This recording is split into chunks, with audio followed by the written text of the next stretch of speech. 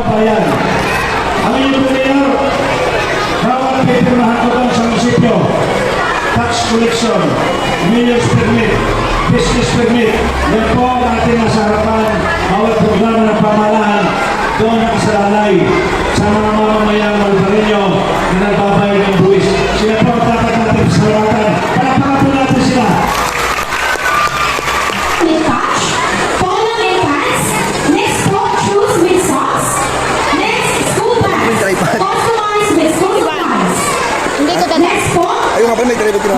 from kindergarten school supplies we have pencil pouch customized, umbrella, ID lanyard, writing notebook 4 pieces, big crayons 8 colors, big pencil 2 pieces, and scissors for kids and glue. So yun po ang ilalaman ng mga box na nandito po sa ulan. Okay. This is my third year. Ang nakikita ko ngayon sa Malbar, ang ngayon na mayor. Yes. At kayo lang po yung tumupad. So, wala na pong sana all. Maaaring matatapos na ang seremonya ito dahil closing na tayo.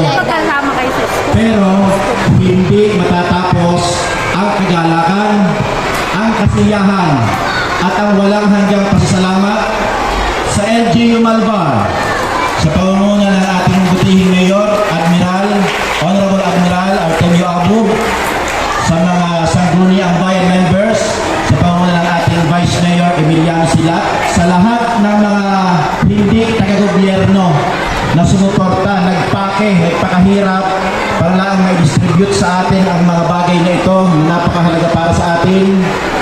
Sa lahat ng mga PTA na kasama ng ating LGU, sa mga guro na nag-receive at tumanggap ng mga reklamo, maraming salamat sa inyo. Alam natin at ating ipamahagi sa buong Malbar na hindi lamang taga Malbar ang makakatanggap nito, kundi lahat ng mag-aaral ng elementarya. Dahil ito ay para sa ating lahat.